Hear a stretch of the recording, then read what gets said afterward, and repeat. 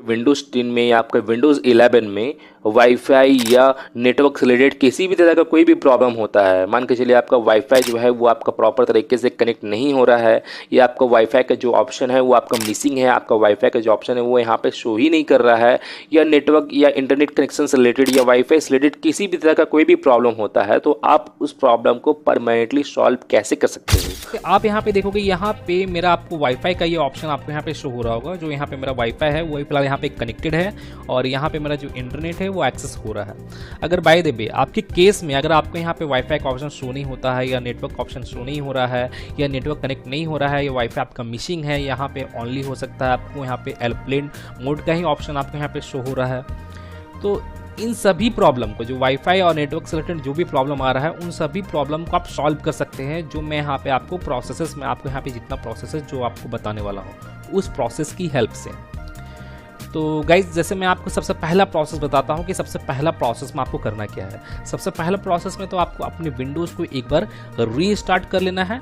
और कभी कभार क्या होता है कि रीस्टार्ट करने से भी जो आपका ये जो प्रॉब्लम है, नेटवर्क से रिलेटेड प्रॉब्लम आ रहा है या वाईफाई से रिलेटेड प्रॉब्लम आ रहा है, वो प्रॉब्लम कई बार सॉल्व हो जाता है ओनली आपको अपने विंडोज़ को रीस्टार्ट करने से भी। तो यहाँ पे आपको सबसे पहले तो आपको अपने विंडोज़ को रीस्टार्ट करना है, और रीस्टार्ट हो जाने के बाद फिर आपको यहाँ पे चेक करना है कि आपका यहाँ पे वाईफाई का जो ऑप्शन है ये यहाँ पे शो हो रहा है कि नहीं, या आपका इंटरनेट एक्सेस हो रहा है कि नहीं, या आपका यहाँ पे नेटवर्क से रिलेटेड जो प्रॉब्लम है वो सॉल्व हुआ है कि नहीं। अगर बाय द वे तब भी आपका ये प्रॉब्लम सॉल्व नहीं होता है, तो अब मैं आपको यहाँ पे सेकंड प्रोसेस बताता हूँ कि सेकंड प्रोसेस में आपको करना क्या है। सेकंड प्रोसेस में आपको करना ये है कि आपको अपने विंडोज़ के सेटिंग्स में चले जाना है। जैसे मैं यहाँ पे अपने विंडोज़ के सेटिंग्स में जाता हूँ, और सेटिंग्स में जाने के बाद अब आप यहाँ पे देखोगे, यहाँ पे नेटवर्क एंड इंटरनेट का आपको यहाँ पे ये ऑप्शन आपको यहाँ पे शो होगा। तो आपको इस ऑप्शन पे क्लिक करना है, और इस ऑप्शन पे क्लिक करने के बाद अब आपको करना क्या है कि आपको इसे डाउनलोड की ओर स्क्रॉल डाउन करना है। अब आप यहाँ पे देखोगे, यहाँ पे आपको नेटवर्क ट्रबल शूट का आपको यहाँ पे ऑप्शन ये देखने को मिलेगा, नेटवर्क ट्रबल शूटर का, जैसे आप यहाँ पे देख सकते हो। तो यहाँ पे से आप लिखा हुआ क्या है, जैसे आप यहाँ पे देखोगे diagnose and fix network problems, माने आप यहाँ पे नेटवर्क को अपना ट्रबल शूट करोगे तो आपका नेटवर्क से रिलेटेड जो भी प्रॉब्लम है वो प्रॉब्लम आपका सॉल्व हो जाएगा। अगर आप यहाँ पे नेटवर्क को अपना ट्रबल शूट करते हो, तो आपको यहाँ पे सेकेंड प्रोसेस में आपको यहाँ पे अपने नेटवर्क को ट्रबल शूट करना है, और ट्रबल शूट हो जाने के बाद फिर आपको इसे क्लोज करना है, और एक बार आपको अपने विंडोज़ को दोबारा से आपको यहाँ पे रीस्टार्ट कर लेना है। और रीस्टार्ट करने के बाद फिर आपको चेक करना है कि आपका जो नेटवर्क से रिलेटेड जो प्रॉब्लम था, जो वाईफाई से रिलेटेड जो प्रॉब्लम आ रहा था, तो वो प्रॉब्लम आपका सॉल्व हुआ है कि नहीं हुआ है। अगर इनकेस सेकंड प्रोसेस से भी अगर आपका ये प्रॉब्लम सॉल्व नहीं होता है, तो अब मैं आपको यहाँ पे थर्ड प्रोसेस बताता हूँ कि थर्ड प्रोसेस में अब आपको करना क्या है। थर्ड प्रोसेस में भी आपको अपने विंडोज़ के स्टार्ट मेन्यू में जाना है, और वापस से आपको यहाँ पे अपने सेटिंग्स को आपको यहाँ पे ओपन कर लेना है।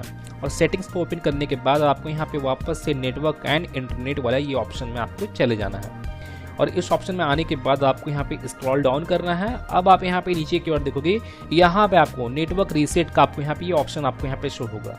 तो आपको करना क्या है कि आपको इस ऑप्शन पे आपको क्लिक करना है, और इस ऑप्शन पे क्लिक करने के बाद अब आप यहाँ पे देखोगे, यहाँ पे नेटवर्क रीसेट से रिलेटेड आपको यहाँ पे ऑप्शन शो होगा, बटन शो होगा। तो आपको यहाँ पे अपने नेटवर्क को यहाँ पे रीसेट कर लेना है, और रीसेट करने के बाद फिर आपको अपने विंडोज़ को फिर से आपको वापस से एक बार रीस्टार्ट कर लेना है। और मैं यहाँ पे जितने भी प्रोसेस बता रहा हूँ उन सभी प्रोसेस को करने के बाद आपको यहाँ पे रीस्टार्ट कर लेना है। ये कॉमन है रीस्टार्ट करना।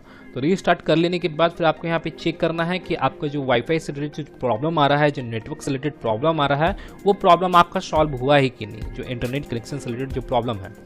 अगर इनकेस तब भी आपका ये प्रॉब्लम सॉल्व नहीं होता है, तो अब मैं आपको यहाँ पे फोर्थ नंबर प्रोसेस बताने वाला हूँ कि फोर्थ नंबर प्रोसेस में आपको करना क्या है।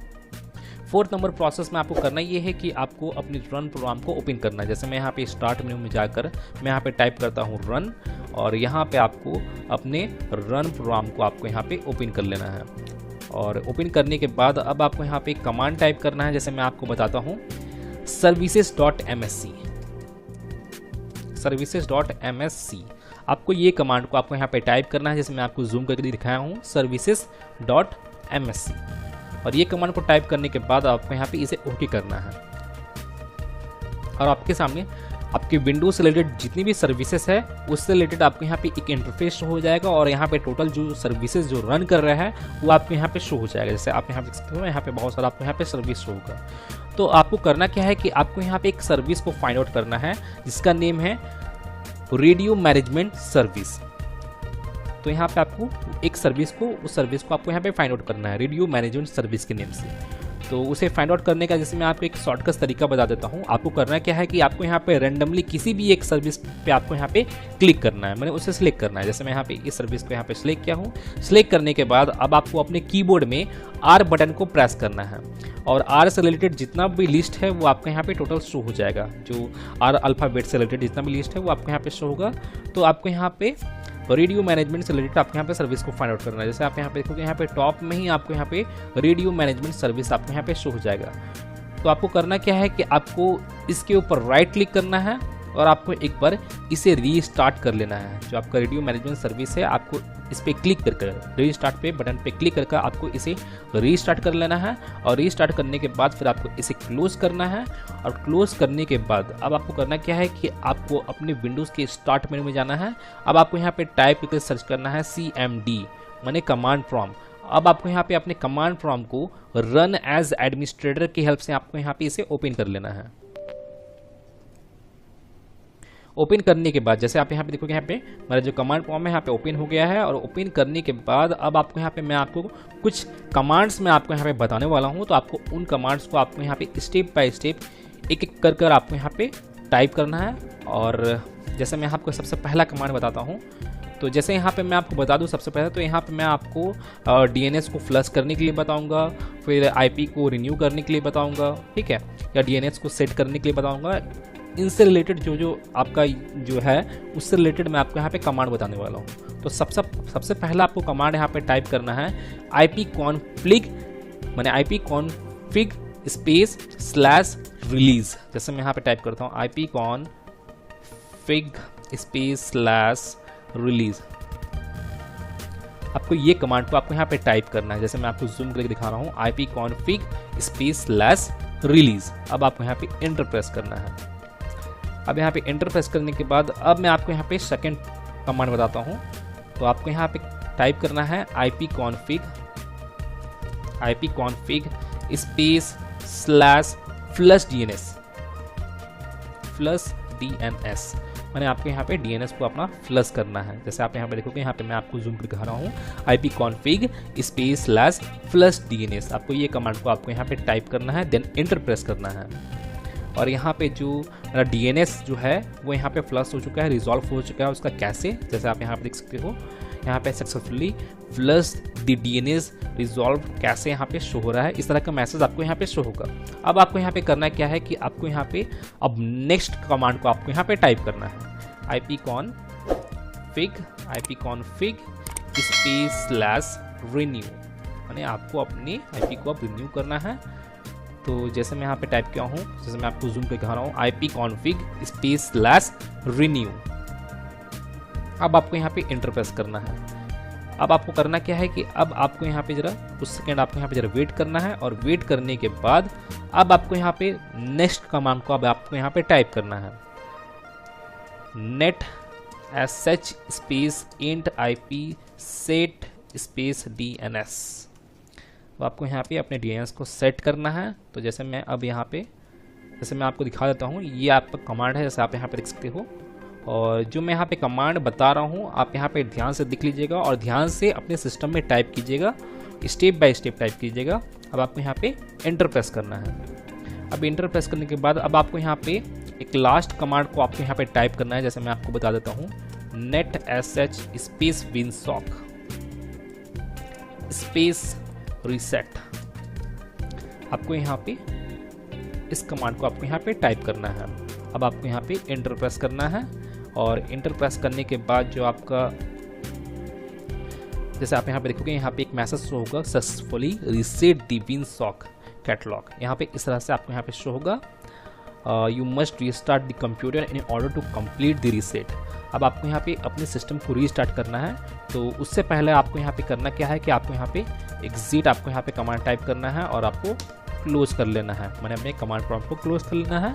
अब आपको यहाँ पे करना क्या है कि यहाँ पे अब आपको अपने विंडोज़ को एक बार रीसेट कर लेना है, मैंने रीस्टार्ट कर लेना है।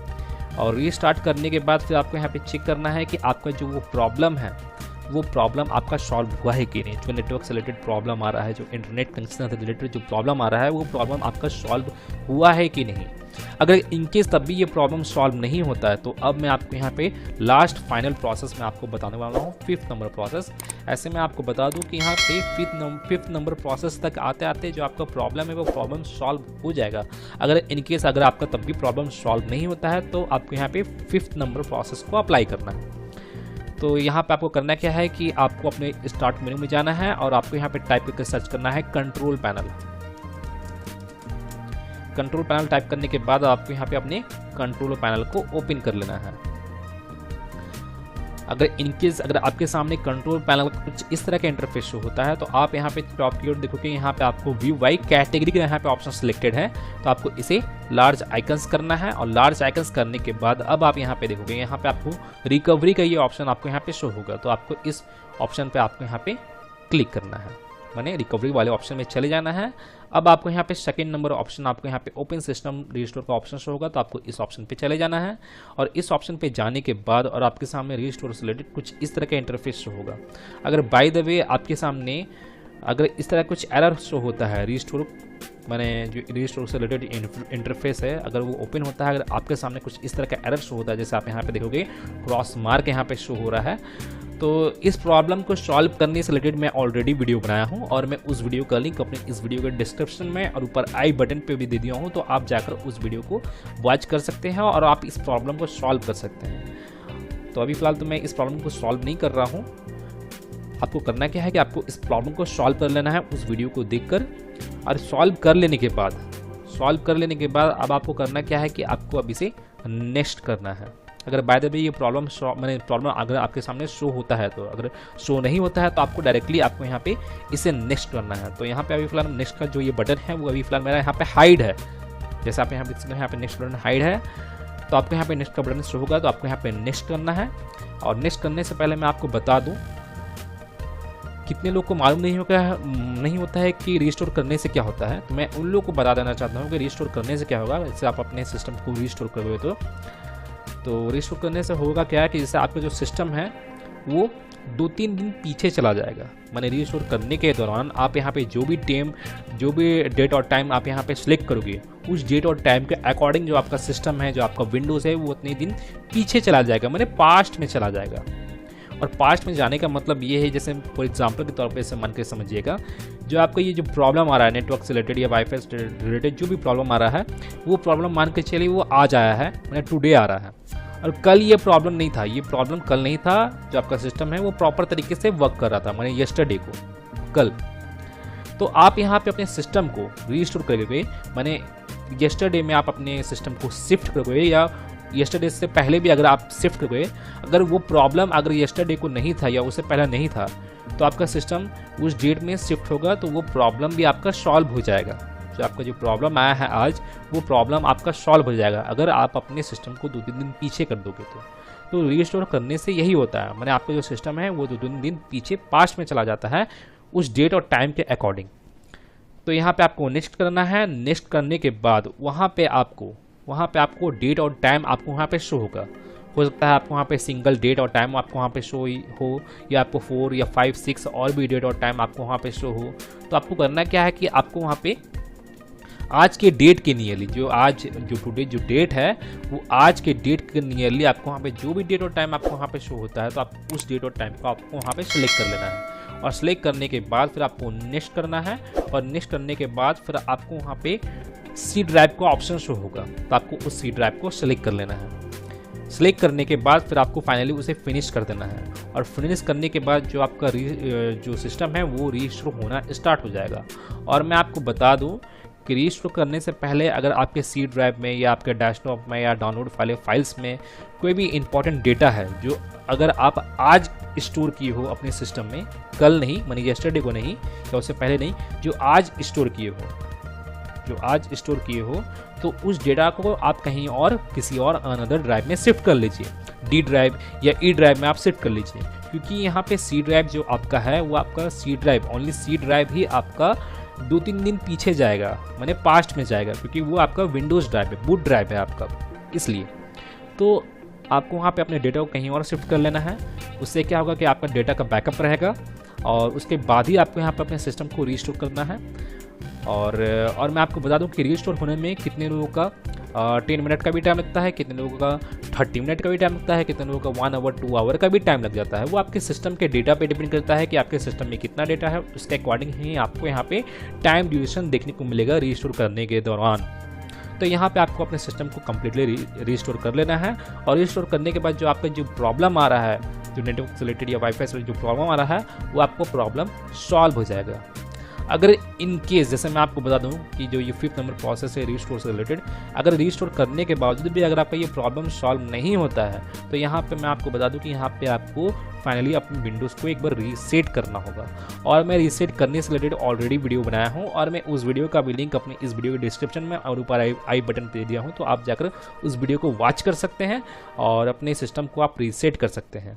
और ऐसा नहीं कि रीसेट करने से आपका जो बैकअप है वो आपका रिमूव हो जाएगा, आपके अकॉर्डिंग वहाँ आपका बैकअप रहेगा भी और नहीं भी रहेगा। जैसे वहाँ पे 2 ऑप्शन शो होता है, आप चाहे तो आप अपने बैकअप को रिमूव भी कर सकते हो या आप अपने बैकअप को बचा भी सकते हो, तो आप अपने सिस्टम को रीसेट कर सकते हैं। तो गाइज मैं फिर मिलता हूँ नेक्स्ट वीडियो में, till then and bye bye. और एक बात और, सब्सक्राइब बटन पे 2-3 फैट लगा दीजिएगा जिससे सब्सक्राइब हो जाए और घंटी वंटी गिर जाए।